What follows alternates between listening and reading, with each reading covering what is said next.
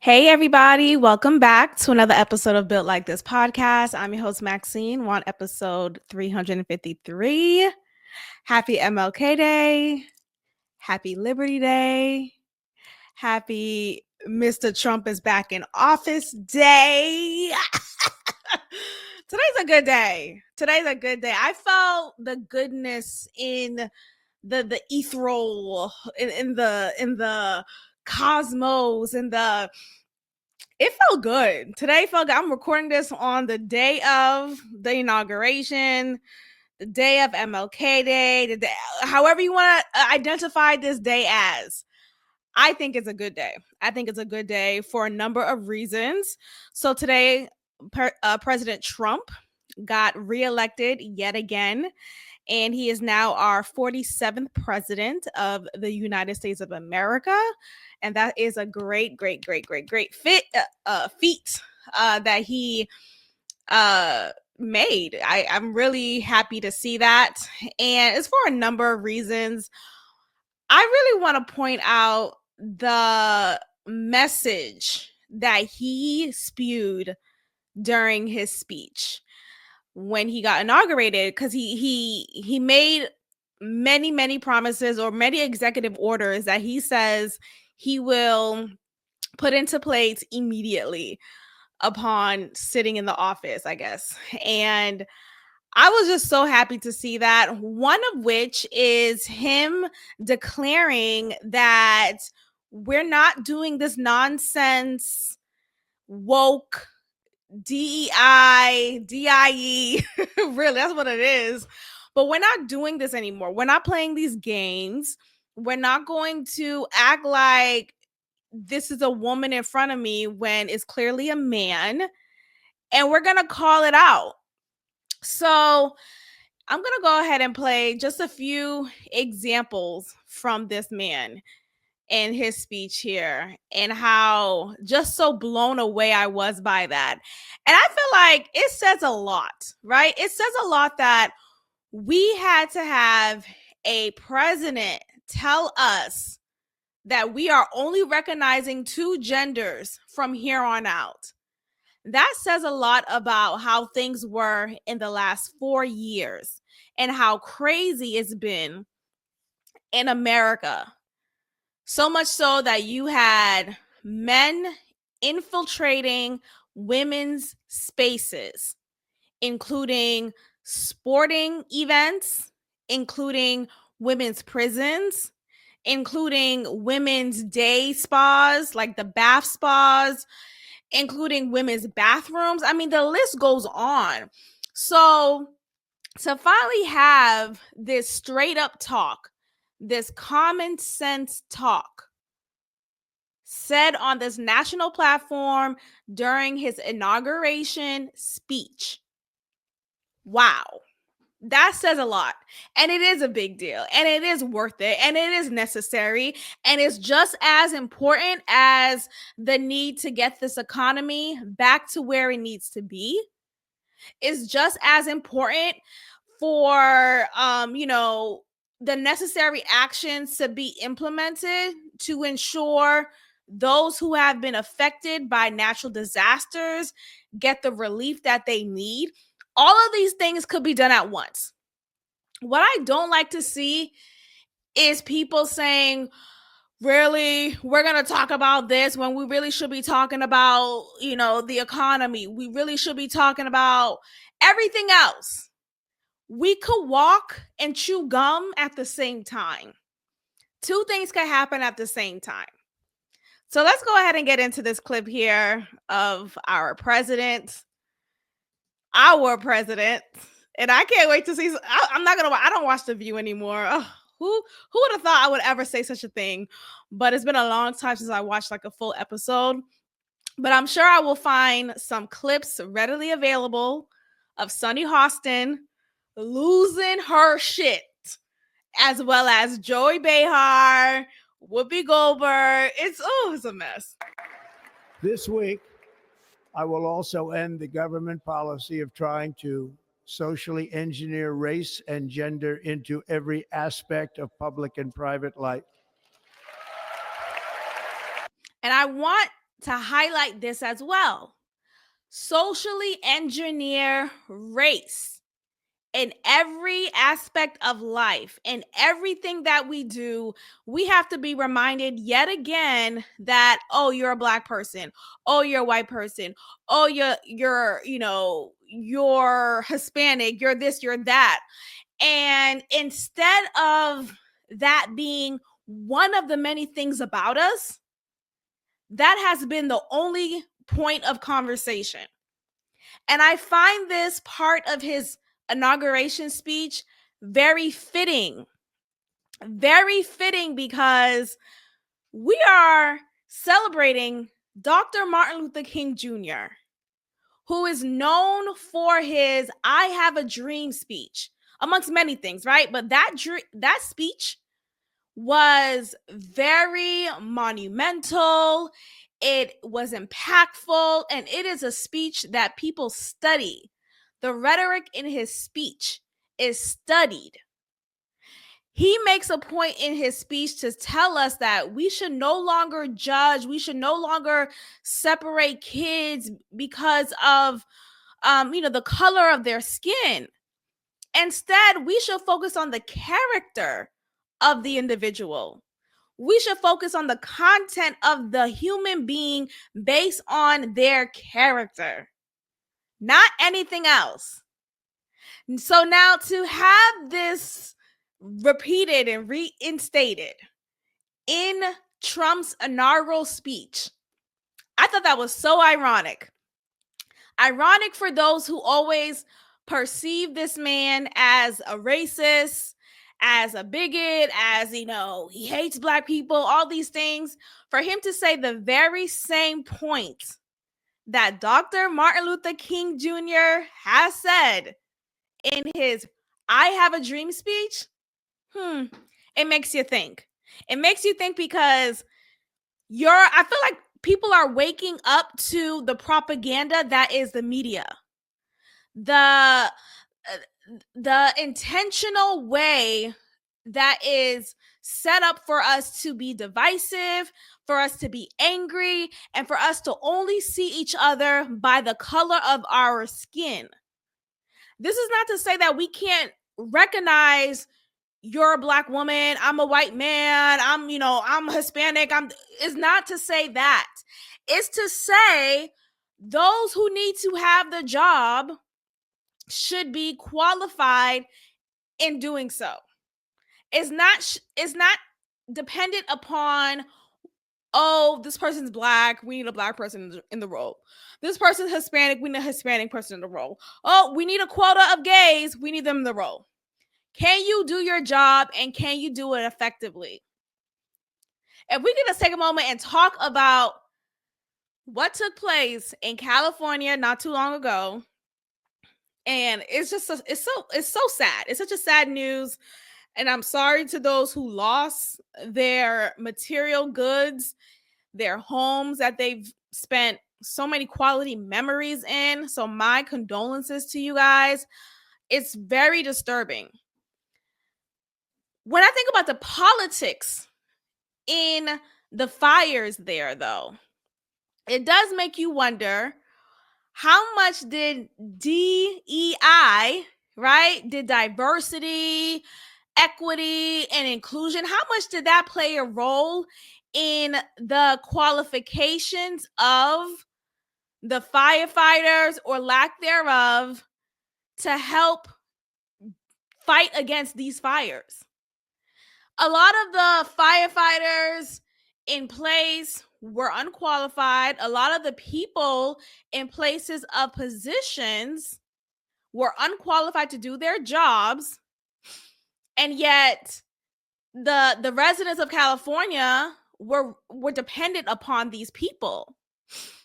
So I say all that to say, we spend so much time focusing on the exterior.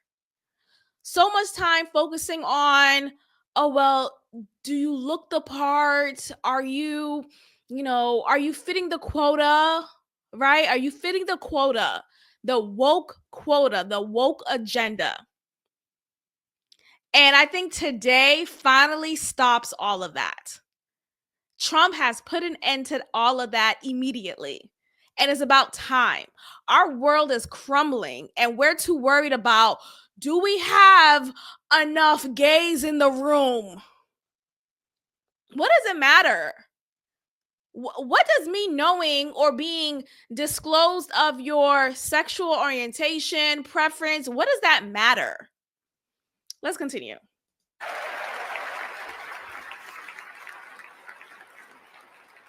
We will forge a society that is colorblind and merit-based.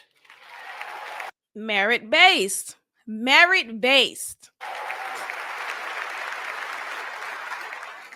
As of today, it will henceforth be the official policy of the United States government that there are only two genders, male and female. That's it.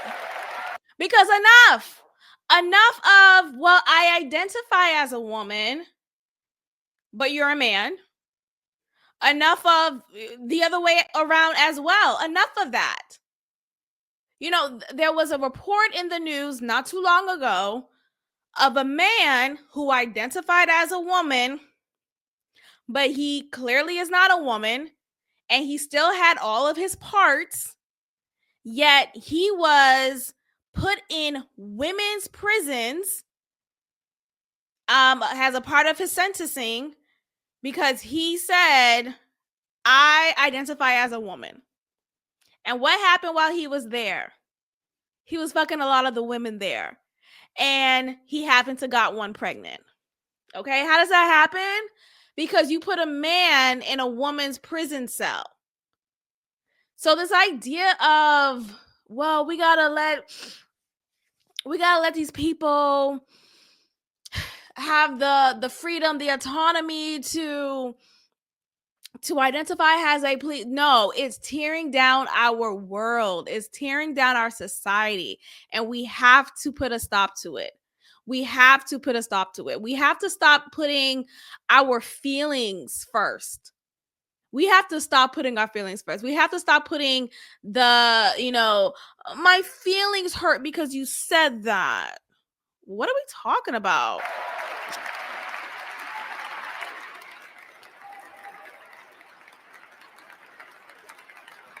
Okay, so people are happy.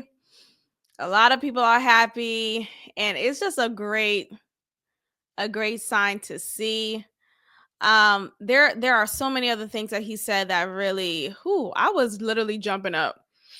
He's putting a lot of energy as well and signings towards protecting our border. We've read a lot of stories and heard a lot of stories of these Venezuelans, people, the gangs from Venezuela coming into different parts of America, in Chicago and Colorado. What? They're going in these places, they're usurping the land, they're usurping these apartment complexes, and they're scaring the residents who are already there. And how do they take over the land? Because of their weapons, because of their threats, because of their way about violence. So, I mean, the list goes on. So I'm just really happy. I'm happy to see finally common sense coming back into office instead of, well, it just feels good to have a Black woman in office. What about the representation? People are so focused on representation. And, my daughter one day is going to see this and feel inspired that she could do whatever. Shut up. Shut up. Your daughter may be taken over by a Venezuelan gang if Trump doesn't get back into office. Cut it out. Like, prioritize yourself right now. Or don't prioritize, but prioritize the safety of this world, of this country first, over than my feelings hurt. This is actually an executive order designating the cartels and other organizations to be foreign terrorist organizations. That's a big one. Yes, sir. People have wanted to do this for years. So they are now designated as terrorist organizations, foreign. And Mexico probably doesn't want that. But we have to do what's right. They're killing our people. They're killing 250, 300,000 American people a year. Not 100, like has been reported for 15 years. It's probably 300,000. This is actually an There we go. Let's take a look at this one. I can live with most of them. They took a very safe route. They don't have any bad ones up there. withdrawing from What the is this one? withdrawing from the World Health Organization. Sir. Ooh, that's a big one. I can live with most of them. Okay, and what does that mean, right? The world, the WHO, the World Health Organization. This is the organization that's responsible for the push of the mandates for the VAX. Okay, I think we could say that now.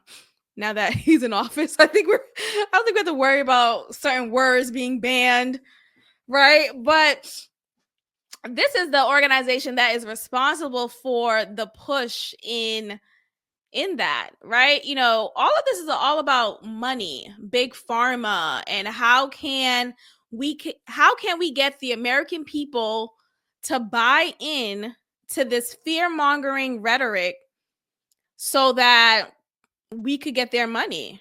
How can we do that? By scaring them. We're going to scare them. Okay? Anyway, I just want to share my enthusiasm, my joy from this. I think this is great. This is the end to wokeness, and I'm happy about it. It's a great time to be alive. It's a great time to be alive.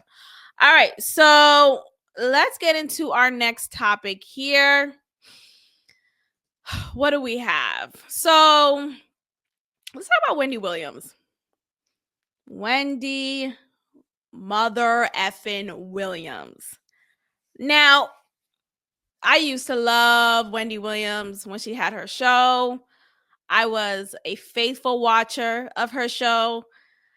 When I would even miss a show, I will make sure I will catch the YouTube playback.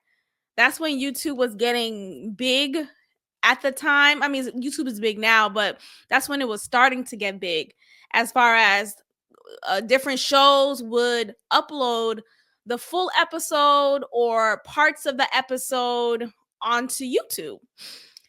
And I will always catch Wendy Williams. I will always catch Wendy Williams on YouTube. I loved her. I thought she was entertaining, very funny. She told it like it was. And it was during a time in which it wasn't this DEI BS. It wasn't this woke rhetoric. It wasn't any of that. It was very straight talk, and she was supported in that. It was just a good time, a good vibe. She'll have good food on the screen. She's cooking along with us, and one second she's laughing, and another second she'll tear up a bit, and this second she was just all over the place, but it was so entertaining to watch. Not once did I felt like it was exploitive. Now, when I think about it and see the condition that she's in, she has been declared cognitively impaired. She has been declared of having dementia. And I think back to her show, and I'm wondering, were there signs then and we just ignored it because she was entertaining and she brought plenty of dollars to her staff, to the people around her, and all of that? Like, was it disguisable then? Now it just looks so cringe, or it feels cringe to hear Wendy now. Because though the new recordings of her speaking, you hear her talking, and she does sound similar to how she was back then, how she's kind of like she was always all over the place. One second she's talking about this fruit cake that she had and the ingredients in it, and the next second she's talking about Diddy. It's like, wait, how did we get to Diddy? But it made sense and it was entertaining nonetheless. Now that she's doing it, because we have the knowledge of her having dementia, it doesn't feel as entertaining. It feels concerning. It feels uncomfortable. It feels cringe. So, Wendy is in this conservatorship.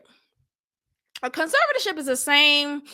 It's the same thing that what's her name? Britney Spears. Britney Spears was on not too long ago, and she was freed from it not too long ago. She was actually, there was a whole campaign, a whole social media force to protect or to help free Britney Spears from that conservatorship. And as soon as she was freed from it, I felt like, and there were a lot of other people who felt the same way, Joe Budden and a few other people felt like,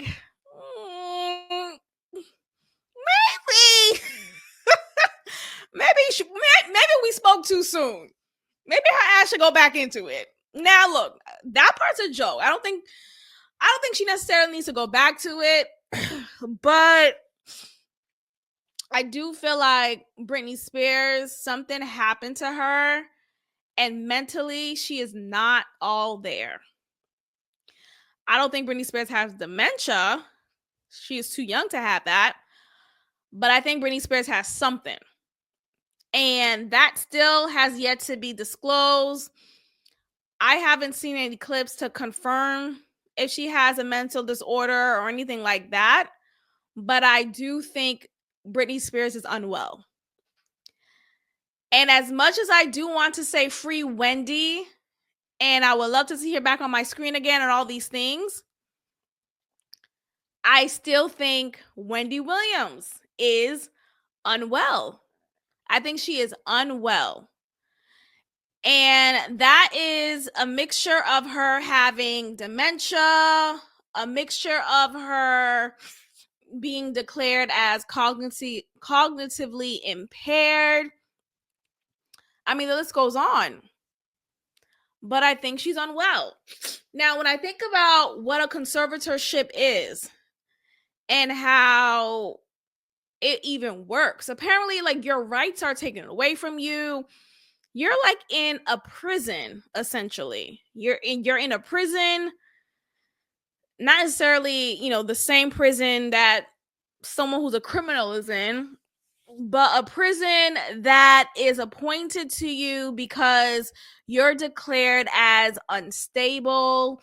And sorry, my nose is I'm fine. I don't do drugs, y'all. I don't do drugs. But my allergies. You're declared as unstable. And that declaration is so strong that the court somehow gets involved, and now you're appointed a guardian, and now you're under this conservatorship. So someone else is making your rules, is making all of the decisions when it comes to you financially, physically, everything. You have no rights, none at all. So let's go ahead and get into this clip.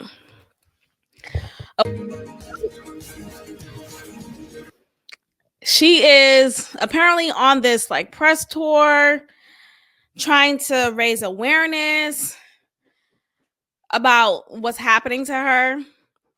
Her first stop was at the Breakfast Club. And after that, she saw, well, not even saw, because she can't leave wherever she's located. Like, she can't be released. The way she describes it, she's at a home that is for elderly people. But she says everyone on her floor, at least from what she could see, they're crazy. Like, I don't deserve to be here. These people are crazy. These people are crazy. But here's the thing. A lot of times people who are crazy don't want to admit that they're crazy. And I'm not saying Wendy is crazy, but I'm saying they're like a lot of people are not honest with themselves and recognizing, oh, I too have some crazy, and I too have something that is making me eligible to be here in this building, on this floor, under this term and condition. So anyway, Wendy Williams is saying that she is trapped in her conservatorship, and she feels as if she is in this prison, but the prison is luxurious. So it's a luxury prison. Let's take a listen. Wendy Williams is currently trapped in a conservatorship. If you don't know what a conservatorship is, it's when someone is in charge of making decisions on your behalf, but usually because the conservatee is not able to make decisions for themselves. Wendy can make her own decisions. She is not cognitively impaired. She is not incapacitated. She is being taken advantage of. Right. Wendy, tell us what's going on. First of all, to start with, my niece Alex knows a lot as well, but I am not cognitively impaired. You know what I'm saying? No, but I feel like I am in prison. You understand what I'm saying? I'm in New York City, right? And Alex, you know exactly what you're talking about. You flew from Miami to New York and you were right here with me. Go ahead. She's there in New York, in this place, essentially like what some would call a luxury prison. This is her room. That's literally her apartment. But the thing about this apartment, and you know this, not Wendy, because you're there, it's small. She has a bed, a chair, a TV, a bathroom, and she's looking out one window. And excuse me, through my money, I had this person buy the TV, the kind of TV I like, through this person, because all of my stuff is in storage. You understand what I'm saying? Everything's in storage. And by the way, that was to sell my apartment. But anyway. Is the person your guardian? Is that who you're referring to, your guardian? Yes. Well, Sabrina Morrissey is her name. A&E Network and Lifetime were sued by Sabrina. She claims they exploited you in a vulnerable state. They exploited your condition, and I'm putting condition in air quotes. You signed to do that documentary without your consent, but A&E and Lifetime countersued and said that Sabrina realized the documentary would question the quality of her own guardianship. It actually says in the lawsuit, it appears that Morrissey is misusing her position as a guardian of Williams to silence criticism of her controversial and failed administration of the guardianship. They even used the words guardianship abuse. What do you think of that? Me and the person that you were just talking about, this guardian person, we watched that 4-part thing on TV together. She was the one who wanted to do that. So I'm watching and writing things down, and she's watching and writing things down. And I saw all of that, by the way. And what do I think about being abused? Look, this system is broken. This system that I'm in, this system, it has falsified a lot. You know what I'm saying? You know what I'm saying? They said you're cognitively impaired and you're incapacitated. Do I seem that way? You've been calling me 5 times a day for the last 2 weeks. No, you don't. Yes. Yes, she does. Here's the thing. A lot of people who are impaired in some shape or form, whether it's dementia, whether it's bipolar disorder. I'm bringing up bipolar because I went on my Instagram to talk about Mia from Real Housewives of Potomac and how she's married to Gordon, who has recently come out and said that he has bipolar 4, some type of bipolar disorder. And throughout this season, you see Mia being very transparent and honest with her of the struggles that she has to deal with Gordon, and how he is one way and then he suddenly flips. One day we're having a good time and then hours later he's going off, he's going crazy, he's financially abusing her, he's locking her in a room, he's just unhinged. And Mia's getting a lot of flag. Is it flag or slag? I was getting that confused, but she's getting a lot of backlash for that because people feel like, oh, she's painting bipolar disorder in a negative light. She's painting it as people can't manage it, and bipolar could definitely be managed. And my issue with that statement is it's not easily manageable. You can't manage it if the person who is bipolar is unwilling to be managed, is unwilling to get the proper care and treatment to be managed, right? So when you have people who are medically impaired, who are just disordered out of the wazoo, yet they are straddling the fence. 1 second, they're doing well, they're having a good day, they're having a few good hours in that day. And then the remainder of the day, they're unhinged, they're unwell, they're unwilling to accept it. And by accept it, I mean a lot of people are not even willing to go see a therapist, a licensed clinical psychologist, to get evaluated. A lot of people are not willing to get through those measures and get the possibility of being diagnosed with X, Y, and Z. So when you have the stigma of mental health disorder and personality disorder and being impaired in some way, disorder, when you have that in the fold, that is going to determine whether someone's going to actually seek help. So, yeah, maybe right now Wendy looks fine, or she sounds fine, and she sounds like the old Wendy, but they don't know how she is 24 hours of the day. And Charlamagne saying, oh, well, you call me the last, few days, 5 times a day or twice a day. That's weird. That is weird. What is she calling you to talk to you about so much in a day? A day. That doesn't make sense to me. So anyway, I think there's a lot of dishonesty happening here. I feel like 2 things could be true here. I think Wendy is impaired and she is being taken advantage of. I remember watching that movie on Netflix called I Care. What is it called? Netflix movie I Care. I Care a Lot. Back in 2020. Whoo, that movie was so good. I don't know if it's still on. Yeah, it is still on Netflix. So check it out if you haven't yet. I Care a Lot. This gives you a complete breakdown and understanding of how the system. Sorry. What the heck? These damn ads. This gives you an understanding and a breakdown of how the system of conservatorship, of court appointed guardianship, how that system is broken.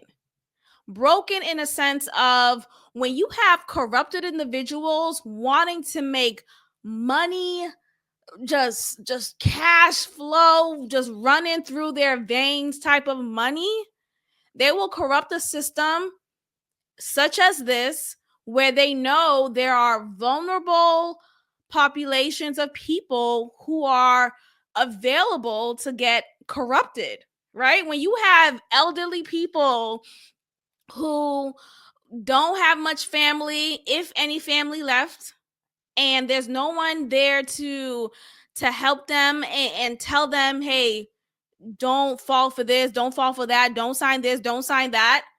They are the likely victims of such corrupted system as this. It is very much corrupted. Now, I don't know if there are good cases of conservatorship. I don't know how conservatorship came into the mix. Maybe I should do a deep dive on that at some point. But from what I'm hearing about conservatorship, it is very corrupted. So I think in this case, Wendy Williams, and same thing with Britney Spears, 2 things could be true here. Both could be impaired and taken advantage of. So for that, I do hope Wendy receives the proper justice needed, and I hope she gets the proper care that she needs.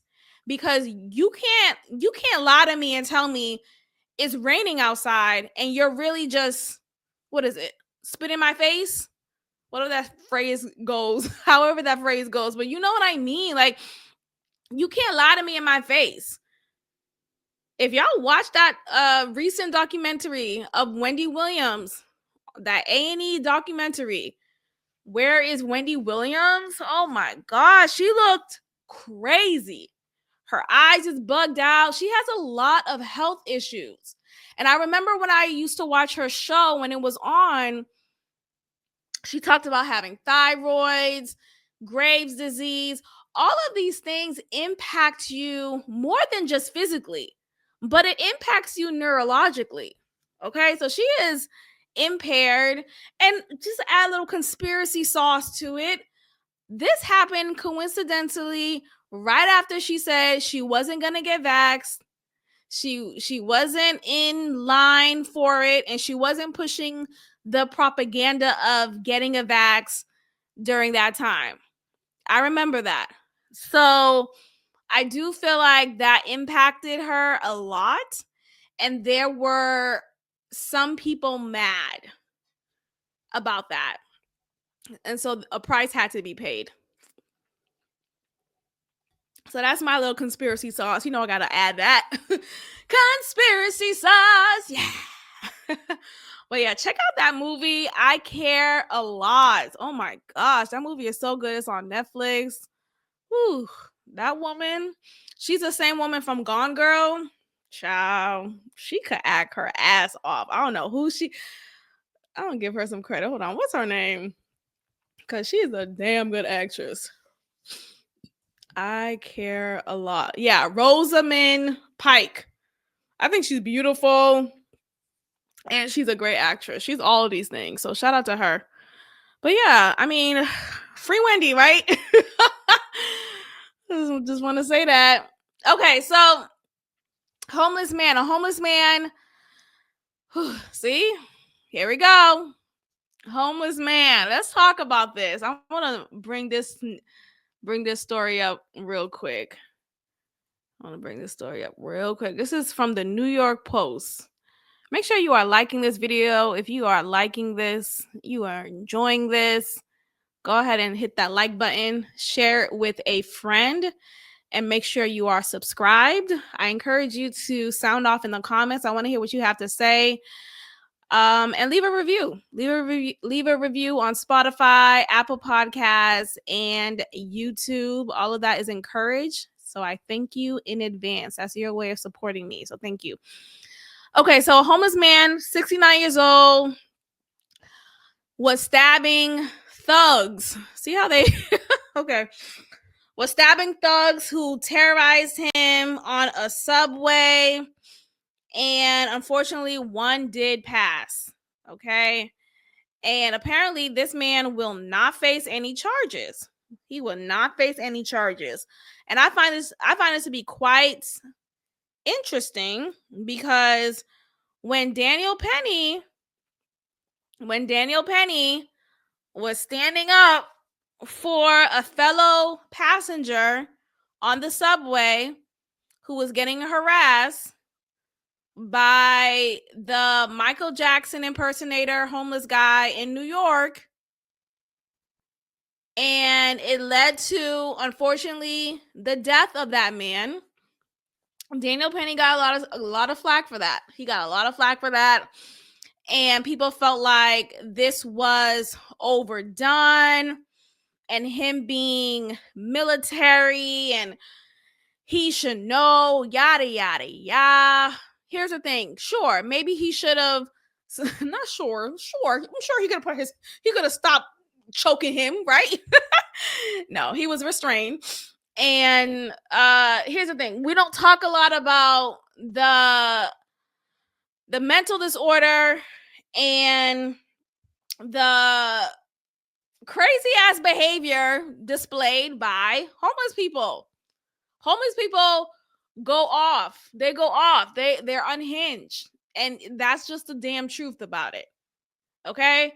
So you have this great example here of this homeless man, unfortunately, doing what he did here. Viewer discretion is advised. Trigger warning, all of that. But anyway, yeah. In this footage, you see him stabbing quote unquote thugs, and this was an unfortunate sight because it's seen as him defending himself. Now, look, maybe these thugs were terrorizing him, as it says here in the article.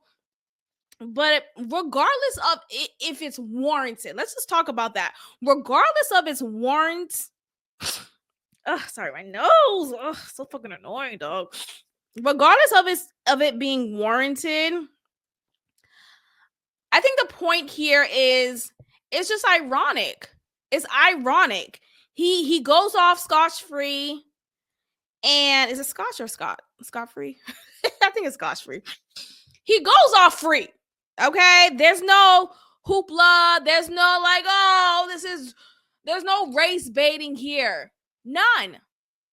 But when it comes to Daniel Penny and what happened in that case, it was this whole uproar, people having these shouts and these court marches. Is ridiculous. So to have this example here of an actual homeless man stabbing and doing what he did here, I find that to be very interesting. It's just hypocritical. That's all I want to say. It's hypocritical. All right, let's see what else we got here. Carrie Underwood, shout out to her. She did a great job today at the inauguration. She sang her song, and well, not her song, oh beautiful, that, and she did it a cappella. It was last minute a cappella because I was watching it live and I was realizing, okay, they're taking quite a long time to get the soundtrack playing, and eventually she had to mouth the words, I'll just sing it live. I'll just sing it live. And I feel like it takes a talented woman, a woman who's capable and willing and able to go ahead and get this shit done. So let's go ahead and just end it off here with what she decided to do here. And again, she's mouthing to someone. I can just see it because the music was not playing. Let's take a listen. It took a minute, more than a minute, literally more than a minute. Shit, I think it was like a good 5-7 minutes of us waiting in silence. It was awkward, but she did it well. You know the words, help me out here. Oh, beautiful for spacious skies, for amber waves of grain, for purple mountain majesties above the fruiting plain. America, America, God shed his grace on thee and crown thy good with Look at Kamala in the back, looking all mad. Sorry, Betty. brotherhood from sea to shining sea. Okay, let's go. Yes, go. She's like, I can just sing it. Yes, she can. And she did that. Shout out to her. I've always liked her too. Now I gotta really support her because I already know she's getting some backlash. But I think it takes a lot of balls, a lot of guts to go forth and stand strong. Stand strong in support of our president, Donald J. Trump, our 47th president. And I find that to be very commendable of her, especially since she is a mainstream artist. She's not some like, no, we know her. I remember her when she won American Idol, and she has maintain a successful career since then. So that says a lot, because not all of them do, but some of them do. Don't get me wrong. Some of them do. Kelly Clarkson, Fantasia, Jennifer Hudson. There's a few that do. But yeah, Carrie Underwood is definitely one of the few who has maintained a very successful career post her winning American Idol. So to see her take this grand stand, considering that it could have gotten her canceled, it's just amazing. It's amazing. And I feel like we're so post cancellation. We're so post that era. I know some people are still using that terminology, but people don't care anymore. Like, cut it out. People get mad in the moment and then they eventually get over it. So shout out to her. And where was Big Mike, huh? Where is Big Mike? Anyway, we're going to go ahead and end it here. Thank you so much for listening. I will see y'all next time. Peace.